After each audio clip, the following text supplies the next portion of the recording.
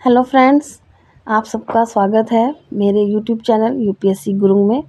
आज हम करेंगे एनसीईआरटी क्लास 9th का 4th चैप्टर है ये जलवायु। सॉरी मैं नहीं दे पाई बीच में, थोड़ा मैंने आप लोगों को टेस्ट सीरीज़ भी बताया था एक, प्लीज़ उसको भी आप लोग देखिएगा।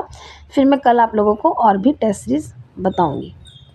तो हमारा जो चैप्टर है वो है जलवायु, बहुत इंपॉर्टेंट चैप्टर है। यहाँ से क्वेश्चंस जो हैं हर बार पूछे जाते हैं, तो प्लीज़ आप लोग इसको पूरा देखिएगा और अच्छे से देखिएगा। और आगे बढ़ने से पहले प्लीज़ आप लोगों से रिक्वेस्ट है कि आप लोग चैनल को सब्सक्राइब ज़रूर करें, लाइक करें और शेयर करें। और जहाँ पे आप लोगों को कोई दिक्कत हो, प्रॉब्लम हो, कुछ समझ में ना आए तो प्लीज़ मुझे कमेंट बॉक्स में मैसेज ज़रूर करिएगा। किसी क्षेत्र के प्राकृतिक पर्यावरण को समझने के लिए आवश्यक 3 मूल तत्व होते हैं: स्थलाकृतियाँ, अपवाह व जलवायु। इस अध्याय में हम भारतीय जलवायु के विषय में पढ़ेंगे। ठीक है, तो पहला है हमारा जलवायु। एक विशाल क्षेत्र में लंबे समाधि में मौसम की अवस्थाओं तथा विविधताओं के कुल योग को जलवायु कहते हैं। नेक्स्ट है मौसम। एक विशेष समय में एक क्षेत्र के वायुमंडल की अवस्थाओं को बताता है। मौसम तथा जलवायु के तत्व जैसे तापमान, वायुमंडलीय दाब, पवन, आर्द्रता तथा वर्षण होते हैं। महीनों के औसत वायुमंडलीय अवस्थाओं के आधार पर वर्षा को ग्रीष्म, शीत या वर्षा ऋतु में विभाजित किया गया है। ठीक है, आप लोगों ने पढ़ा होगा ना, ग्रीष्म ऋतु, शीत ऋतु, वर्षा ऋतु। तो ये यहाँ पर उसी की बात की जा रही है। नेक्स्ट है मानसून। मानसून शब्द की उत्पत्ति अरबी शब्द यानी कि मौसम से हुई है, जिसका शाब्दिक अर्थ है मौसम। मानसून का अर्थ एक वर्ष के दौरान वायु की दिशा में ऋतु के अनुसार परिवर्तन। ठीक है, अब है नेक्स्ट भारत की जलवायु। भारत की जलवायु को मानसूनी जलवायु कहा जाता है। एशिया में इस प्रकार की जलवायु मुख्यतः दक्षिण तथा दक्षिण पूर्व में पाई जाती हैं। सामान्य प्रतिरूप में लगभग एकरूपता होते हुए भी देश की जलवायु अवस्था में स्पष्ट प्रादेशिक भिन्नता है। यहाँ पे एक नोट देखेंगे, एक स्थान से दूसरे स्थान में भिन्नता का मुख्य कारण तापमान तथा वर्षण होता है। इसको आप अच्छे से नोट करिएगा। ठीक है, नेक्स्ट है तापमान में भिन्नता के उदाहरण, इसको जानते हैं। गर्मियों में राजस्थान के मरुस्थल में कुछ स्थानों का तापमान लगभग 50 डिग्री सेल्सियस तक पहुंच जाता है, जबकि जम्मू कश्मीर के पहलगाम में तापमान लगभग 30 डिग्री सेल्सियस रहता है। ठीक है, याद रखेंगे आप लोग, ये एक तरह से बहुत अच्छा एग्जाम्पल है कि राजस्थान में के जो कुछ स्थान है वहाँ पे 50 डिग्री, जम्मू कश्मीर के जैसे पहलगाम वहाँ पर 30 डिग्री सेल्सियस रहता है। पहलगाम बहुत चर्चा में रहा क्योंकि यहाँ पे बहुत ही दुखद दयनीय घटना भी की गई थी, आप लोगों को पता होगा। फरवरी माह में जो बहुत चर्चा में रहा और दुखद था ये। ठीक है, टेररिस्ट अटैक जो हुआ था, आम जनता के ऊपर हुआ था ये, पब्लिक। ठीक है, आर्मी वालों पे भी नहीं, हम जैसे आम जनता पे ही किया था उन लोगों ने।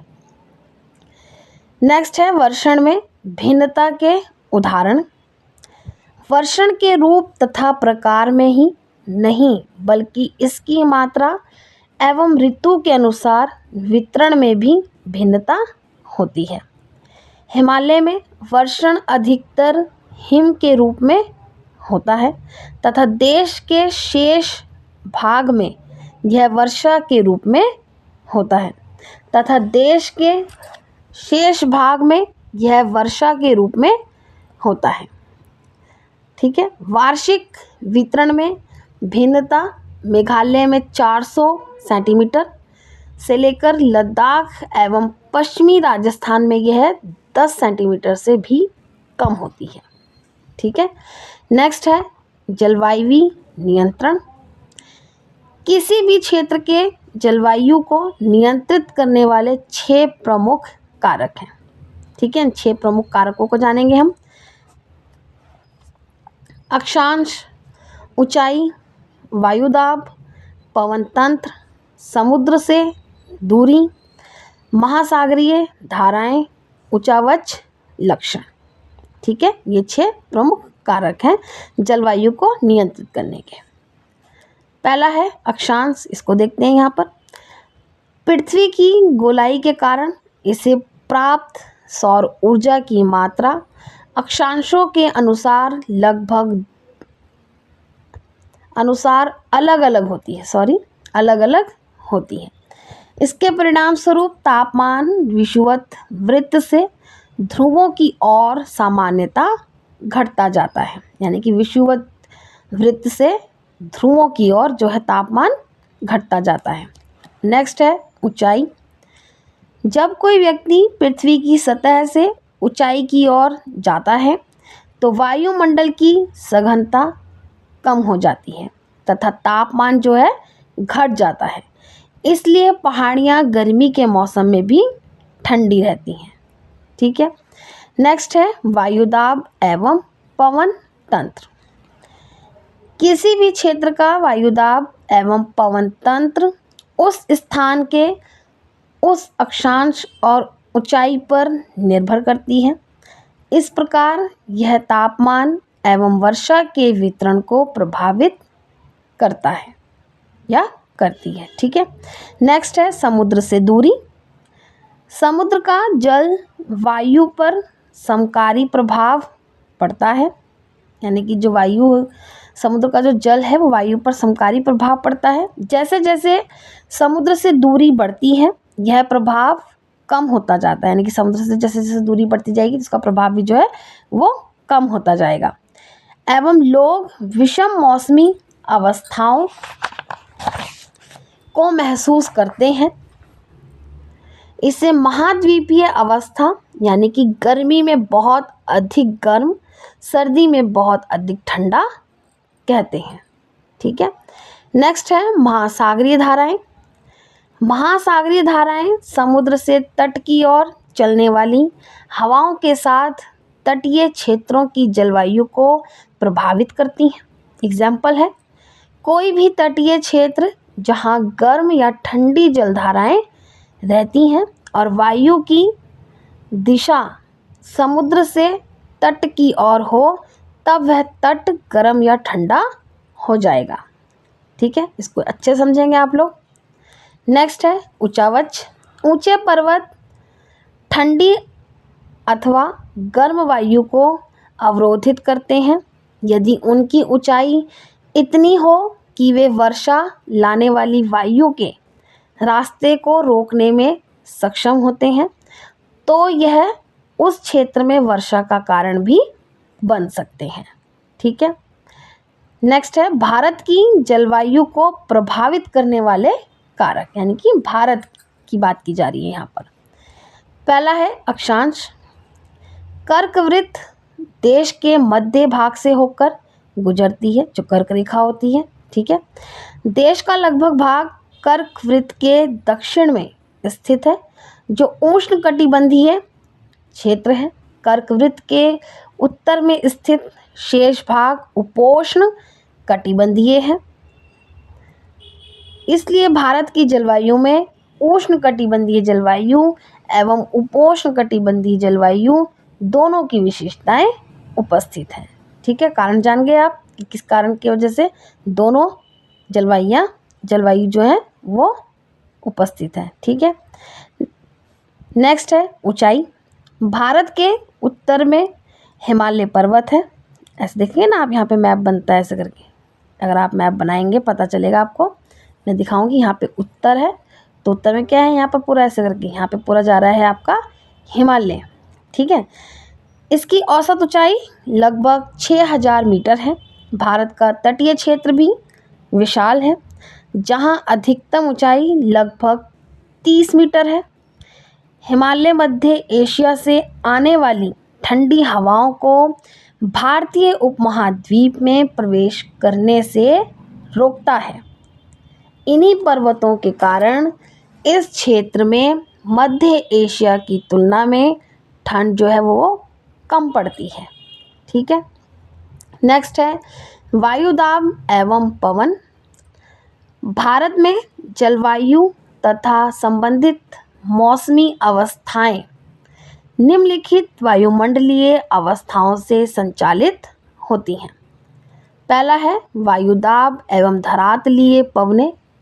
सेकंड है ऊपरी वायु परिसंचरण तथा थर्ड है पश्चिमी चक्रवाती विक्षोभ एवं उष्णकटिबंधीय चक्रवात। ठीक है। भारत उत्तर पूर्वी व्यापारिक पवनों वाले क्षेत्र में स्थित है। यह पवनें उत्तरी गोलार्ध के उपोष्ण कटिबंधीय उच्च दाब पट्टियों से उत्पन्न होती है। कॉरियोलिस बल के कारण दाहिनी और विक्षेपित होकर विषुवतीय निम्न दाब वाले क्षेत्रों की ओर बढ़ती हैं। सामान्यतः इन पौधों में नमी की मात्रा बहुत कम होती है क्योंकि यह स्थलीय भागों पर उत्पन्न होती हैं एवं बहती हैं। इसलिए इन पवनों के द्वारा वर्षा कम या नहीं होती। इस प्रकार भारत को शुष्क क्षेत्र होना चाहिए, लेकिन ऐसा नहीं है। क्यों? ठीक है, इसको जानेंगे। तो नेक्स्ट है आप लोगों का दक्षिण पश्चिमी मानसून। ग्रीष्म ऋतु में आंतरिक एशिया एवं उत्तर पूर्वी भारत के उत्तर पूर्वी भारत के ऊपर निम्न दाब का क्षेत्र उत्पन्न हो जाता है। इसके कारण गर्मी के दिनों में वायु की दिशा पूरी तरह परिवर्तित हो जाती है। वायु दक्षिण में स्थित हिंद महासागर के उच्च दाब वाले क्षेत्र से दक्षिण पूर्वी दिशा में बहते हुए विश्व के वृत्त को पार कर दाहिनी ओर मुड़ते हुए भारतीय उपमहाद्वीप पर स्थित निम्न दाब की ओर बहने लगती है। इन्हें दक्षिणी पश्चिमी मानसून पवनों के नाम से जाना जाता है। ये कभी कभी यहाँ पे पूछ लिया जाता है, इसलिए आप लोगों को याद रखना है। नेक्स्ट है कॉरियोलिस बल। दिस इज़ वेरी इंपॉर्टेंट क्योंकि यहाँ से पूछा जाता है, कभी कभी डाइवर्ट करके भी यहाँ से आप लोगों को सेंटेंस बना के दिया जाता है। ठीक है। पृथ्वी के घूर्णन के कारण उत्पन्न आभासी बल को कॉरियोलिस बल कहते हैं।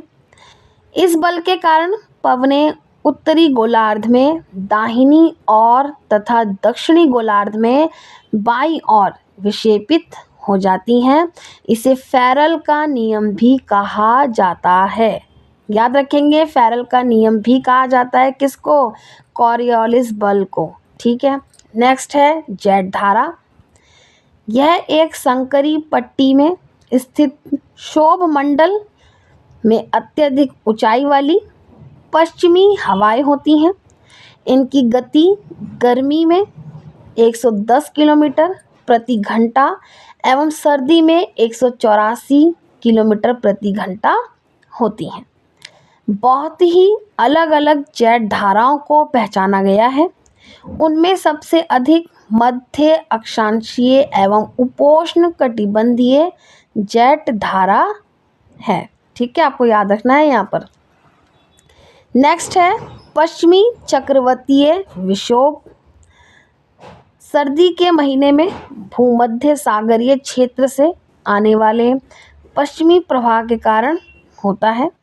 यह प्राय भारत के उत्तर एवं उत्तर पश्चिमी क्षेत्रों को प्रभावित करता है।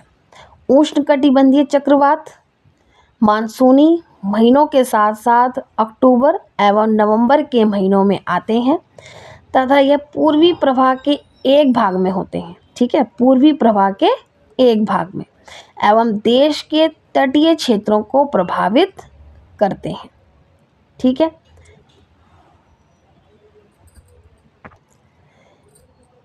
नेक्स्ट है आप लोगों का भारतीय मानसून। नाविकों ने सबसे पहले मानसून परिघटना पर ध्यान दिया था। पवन तंत्र की दिशा उलट जाने के कारण उन्हें लाभ हुआ, क्योंकि उनके जहाज पवन के प्रवाह की दिशा पर निर्भर थे।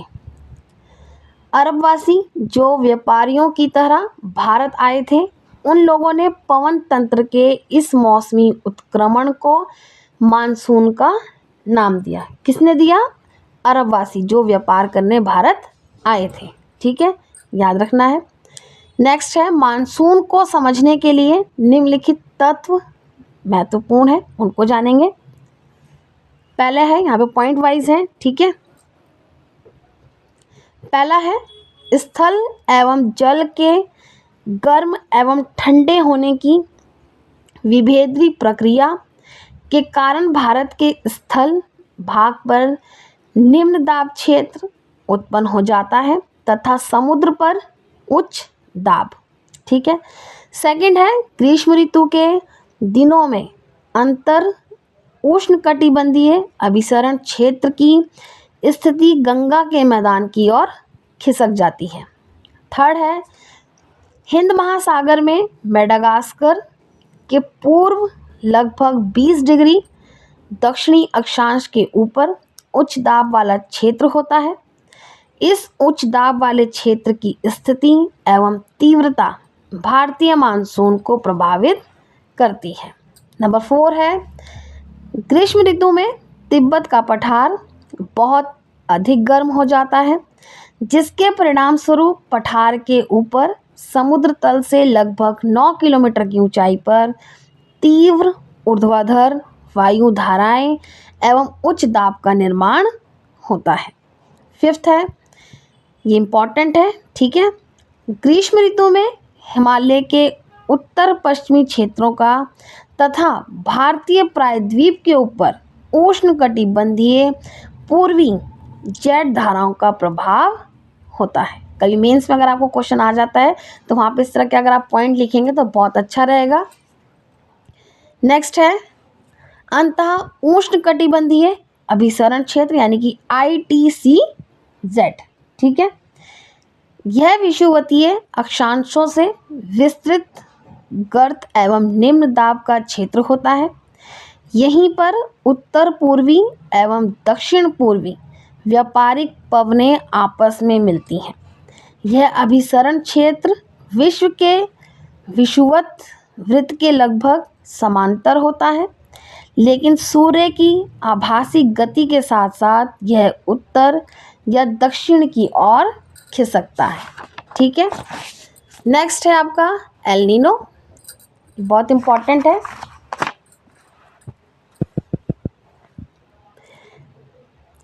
ठंडी पेरू जलधारा के स्थान पर अस्थायी तौर पर गर्म जलधारा के विकास को अल नीनो का नाम दिया गया है।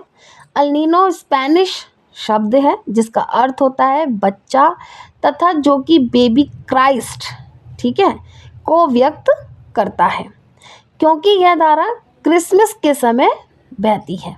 याद रखेंगे आप, ठीक है, क्रिसमस के समय।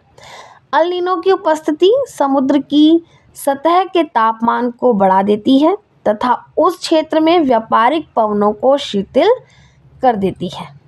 नेक्स्ट है मानसून का आगमन एवं वापसी। ठीक है, मानसून का समय जून के आरंभ से लेकर मध्य सितंबर तक 100 से 120 दिन के बीच होता है। इसके आगमन के समय सामान्य वर्षा में अचानक से वृद्धि हो जाती है तथा लगातार कई दिनों तक यह जारी रहती है। इसे मानसून प्रस्फोट यानी कि फटना कहते हैं। सामान्यतः जून के प्रथम सप्ताह में मानसून भारतीय प्रायद्वीप के दक्षिणी छोर से प्रवेश करता है, यानी कि दक्षिणी छोर से, ठीक है, से प्रवेश करता है। इसके बाद यह 2 भागों में बढ़ जाता है। ठीक है। नेक्स्ट है अरब सागर शाखा। अरब सागर शाखा लगभग 10 दिन बाद 10 जून के आसपास मुंबई पहुंचती है। यह तीव्र प्रगति कहलाती है। ठीक है, नेक्स्ट है बंगाल की खाड़ी शाखा। बंगाल की खाड़ी शाखा भी तीव्रता से आगे की ओर बढ़ती है तथा जून के प्रथम सप्ताह में असम पहुंच जाती है।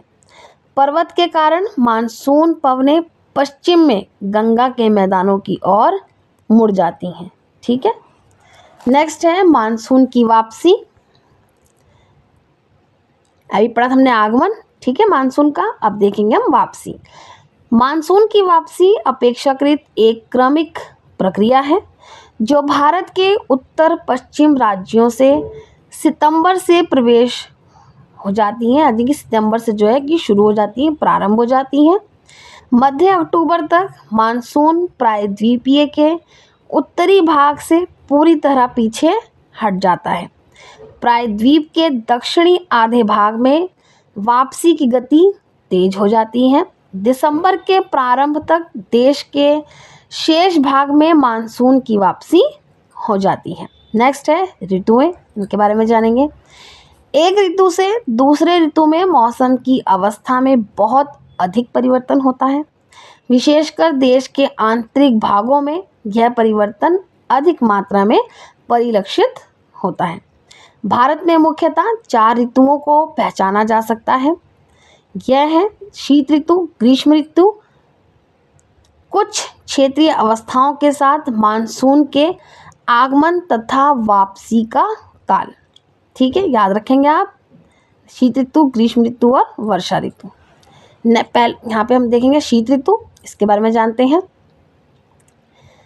उत्तर भारत में शीत ऋतु मध्य नवंबर से आरंभ होकर फरवरी तक रहती है। भारत के उत्तरी भाग में दिसंबर एवं जनवरी सबसे ठंडे महीने होते हैं। तापमान दक्षिण से उत्तर की ओर बढ़ने पर घटता जाता है। दिन गर्म तथा रातें ठंडी होती हैं। हिमालय के ऊपर ढालों पर हिमपात होता है, बर्फ़ पड़ती है ना दिसंबर जनवरी में। लोग, बहुत टूरिस्ट लोग आते हैं, हमारे यहाँ तो आते हैं उत्तराखंड में। ठीक है, इस ऋतु में देश में उत्तर पूर्वी व्यापारिक पवनें जो हैं वो प्रभावित होती हैं। यह स्थल से समुद्र की ओर बहती हैं। इस समय देश में तमिलनाडु के तट पर वर्षा होती है। सामान्य इस मौसम में आसपास साफ तापमान तथा आर्द्रता कम एवं पवनें शिथिल तथा परिवर्तित होती हैं। ठीक है,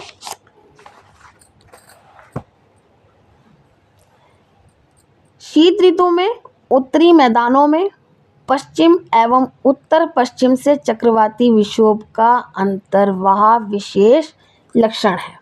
ठीक है, नेक्स्ट पॉइंट है, यह कम दाब वाली प्रणाली भूमध्य सागर एवं पश्चिमी एशिया के ऊपर उत्पन्न होती है तथा पश्चिमी पवनों के साथ भारत में प्रवेश करती हैं, जिसके कारण शीतकाल में मैदानों में वर्षा, पर्वतों पर हिमपात होता है। शीतकाल में वर्षा, जिसे स्थानीय तौर पर महावत कहा जाता है, यह रबी की फसलों के लिए बहुत ही महत्वपूर्ण होती है। ठीक है, नेक्स्ट है ग्रीष्म ऋतु। सूर्य के उत्तर की ओर आभासी गति के कारण भूमंडलीय ताप पट्टी उत्तर की ओर खिसक जाती है। मार्च में मई तक भारत में ग्रीष्म ऋतु होती है। देश के उत्तरी भाग में ग्रीष्म काल में तापमान में वृद्धि होती है तथा वायु दाब में कमी आती है। मई के अंत में उत्तर पश्चिम में थार के रेगिस्तान से लेकर पूर्व एवं दक्षिण पूर्व में पटना तथा छोटा नागपुर पठार तक एक कम दाब का लंबवत क्षेत्र उत्पन्न होता है। पवन का परिसंचरण इस ग्रंथ के चारों ओर प्रारंभ होता है। ठीक है, नेक्स्ट है लू। ग्रीष्म काल का एक प्रभावी लक्षण है, बोलते हैं ना लू लग जाएगी, बाहर मत निकलो, धूप बहुत तेज है। ठीक है, यह धूल भरी गर्म एवं शुष्क पवनें होती हैं जो दिन के समय भारत के उत्तर एवं उत्तर पश्चिमी क्षेत्रों में चलती हैं। दिन के समय भी मैंने बोलते हैं कि दिन में बाहर मत निकलो, घर से बाहर मत निकलो, लू लग जाएगा, तो ये उसी की बात हो रही है। उत्तर भारत में सामान्यतः धूल भरी आंधियाँ आती हैं। यह आंधियाँ अस्थायी रूप से आराम पहुंचाती हैं क्योंकि यह तापमान को कम कर देती हैं। बैसाख के महीने में होने के कारण पश्चिम बंगाल में इसे काल बैसाखी कहा जाता है। ग्रीष्म ऋतु के अंत में कर्नाटक एवं केरल में प्राय पूर्व मानसूनी वर्षा होती है। इसके कारण आम जो है वो जल्दी पक जाते हैं, प्राय इसे आम्र वर्षा कहा जाता है। ठीक है, नेक्स्ट है वर्षा ऋतु या मानसून का आगमन। जून के प्रारंभ में उत्तरी मैदानों में निम्न दाब की अवस्था तीव्र हो जाती है। यह दक्षिणी गोलार्ध की व्यापारिक पवनों को आकर्षित करता है। यह हवाएं अपने साथ नमी लेकर आती हैं जो वर्षा का कारण बनती हैं। दक्षिण पश्चिम मानसून का भारत में आगमन यहाँ के मौसम को पूरी तरह परिवर्तित कर देता है। मासिन राम विश्व में सबसे अधिक औसत वर्षा प्राप्त करता है। ठीक है, मानसून से संबंधित एक अन्य परिघटना है वर्षा में विराम। इस प्रकार इसमें आर्द्रता एवं शुष्क दोनों तरह के अंतराल होते हैं। दूसरे शब्दों में मानसूनी वर्षा एक समय में कुछ दिनों तक ही होती हैं। इसमें वर्षा रहित अंतराल भी होता है। ठीक है, नेक्स्ट है मानसून की वापसी। अक्टूबर नवंबर के दौरान दक्षिण की तरफ सूर्य के आभासी गति के कारण मानसून गर्त या निम्न दाब वाला गर्त उत्तरी मैदान के ऊपर शिथिल हो जाता है। धीरे धीरे उच्च ताप प्रणाली इसका स्थान ले लेती है। दक्षिण पश्चिम में मानसून से फेल हो जाते हैं। ठीक है, तथा धीरे धीरे पीछे की ओर हटने लगते हैं। अक्टूबर के प्रारंभ में मानसून पवनें उत्तर के मैदान से हट जाती हैं। नेक्स्ट है अक्टूबर एवं नवंबर का महीना कम वर्षा ऋतु से शीत ऋतु में परिवर्तित होने का काल है। याद रखेंगे इस पॉइंट को आप लोग। ठीक है, मानसून की वापसी होने से आसमान साफ एवं तापमान में वृद्धि हो जाती है। दिन का ताप शुष्क होता है जबकि रातें ठंडी एवं सुहावनी होती हैं। स्थल अभी आर्द्र होता है। उच्च ताप एवं आर्द्रता वाली अवस्था के कारण दिन का मौसम असहाय हो जाता है। इसे सामान्यतः क्वार की उमस के नाम से भी जाना जाता है। कभी आपसे पूछा जाए तो वहाँ पे आप लोगों को ये वाला पॉइंट याद रखना है। ठीक है, नेक्स्ट है वर्षा का वितरण। पश्चिमी तट के भागों एवं उत्तर पूर्वी भारत में लगभग 400 सेंटीमीटर वार्षिक वर्षा होती है, किंतु राजस्थान एवं इससे सटे पंजाब, हरियाणा, गुजरात के भागों में 60 सेंटीमीटर से भी कम वर्षा होती है। जम्मू कश्मीर के लेह में भी वार्षिक वर्षा की मात्रा काफ़ी कम है। देश के शेष भागों में वर्षा की मात्रा मध्यम रहती है। हिमपात हिमालयी क्षेत्रों तक ही सीमित होता है। उम्मीद है आप लोगों को ये चैप्टर अच्छा लगा होगा। ये चैप्टर लेंथी था लेकिन बहुत सारी चीज़ें हैं इसमें जो हम आगे जो है और भी 11th-12th की जो क्लासेस होंगी उसमें हम फिज़िकल ज्योग्राफी में पढ़ेंगे। बहुत इंपॉर्टेंट चैप्टर है ये, तो प्लीज़ आप लोग इसको ज़रूर नोट करिएगा और छोड़िएगा नहीं। जब तक आप लोग पूरा नहीं देखेंगे आप लोगों को चीज़ें समझ में नहीं आएंगी। अगर आप लोग पहले से ही स्टार्टिंग से बेसिक चीज़ें समझेंगे तभी जो डीपली चीज़ें और बड़ी उसमें आएंगी तो आप लोगों उसको जो है कि वन लाइनर में अच्छे से समझ सकते हैं। यानी कि कम शब्दों, जैसे कहते हैं ना बड़ी बात को कम शब्दों में कहना, तो इस तरीके से मैं आप लोगों को कहना चाह रही हूँ कि आप लोग ये समझ पाओगे। और जब कभी आप लोगों को आंसर राइटिंग में अगर इस तरह का क्वेश्चन आता है, मेंस तक आप पहुँच जाते हो, वहाँ पे क्वेश्चन आता है, तो आप अपनी जो आप लोगों को बड़ी बात कहनी है आप उसको वन लाइनर में भी कह सकते हो, समझा सकते हो। ठीक है, तो ये क्वालिटी होनी चाहिए आप लोगों के अंदर। ये चीज़ तभी आती है जब आप लोगों ने बेसिक से चीज़ों को जाना हो। ठीक है, डायरेक्ट आप लोग मोटी बुक उठा रहे हो, पढ़ रहे हो तो नहीं हो पाता है। तो इसलिए आप लोगों को बेसिक चीज़ें पता होनी चाहिए ताकि आप लोग वहाँ पे अच्छे से अपने पॉइंट को स्ट्रॉन्ग बना सको, लिख सको अच्छे से, ठीक है। तो इसी के साथ आप लोगों को मेरी शुभकामनाएं हैं कि आप लोग पहुँचे वहाँ तक, अच्छे से इंटरव्यू तक पहुँचे, क्वालिफाई हों आप लोग, और अपनी आंसर राइटिंग करते रहिए, रिवीजन करते रहिए, और प्लीज़ मेरे को सपोर्ट करिए आप लोग, ताकि आप लोगों को और भी चीज़ें इसमें अच्छे से ज़्यादा मिल सकें। और किसी भी को भी अगर किसी भी सब्जेक्ट के अगर पूरे कंप्लीट नोट्स चाहिए, पीडीएफ चाहिए, तो प्लीज़ मुझे ज़रूर बताइएगा। आप लोगों को मैं अपना टेलीग्राम का जो लिंक है वो आप लोगों को मैं डिस्क्रिप्शन बॉक्स में दे दूँगी, तो आप लोग प्लीज़ मुझे ज़रूर मैसेज करिएगा। तो वहाँ पे प्राइस भी है, सब कुछ है। अगर आप लोग इकट्ठा लेते हैं, पढ़ते हैं, तो उसमें आप लोगों को बहुत बेनिफिट है कि आप लोगों को पूरे एक साथ जो है नोट्स मिल जाएंगे। आप लोगों को मेरी क्लास का जो है ये नोट्स का डेली वेट जो है, कोई कोई होते हैं जो नहीं कर पाते हैं, तो प्लीज़ आप लोग उसको ख़रीदिए, उसको अच्छे समझिए। पूरे कंप्लीट नोट्स मिलेंगे आप लोगों को, और वो इस तरीके से रेडी किए हैं मैंने, ताकि आप लोगों को बार बार नोट्स ना लेने पड़े और बार बार मेंस के लिए भी ना बनाने पड़े। मैंने इस तरीके से नोट्स बना रखे हैं ताकि आप लोग एक ही बार ख़रीदें और उसको अच्छे से मेंस तक की अच्छे से आप लोगों की प्रिपरेशन उसमें हो जाएगी, ठीक है। कोई भी एनी सब्जेक्ट, स्टैंडर्ड बुक हो, एनसीईआरटी हो, कोई भी आप ले सकते हो, इंग्लिश मीडियम में भी और हिंदी माध्यम दोनों में अवेलेबल है।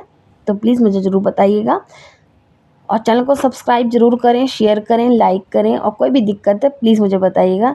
आप सबको मेरी शुभकामनाएं हैं, और मिलते हैं हम कल नए ब्लॉग के साथ। आप सबको मेरा तब तक के लिए बाय बाय।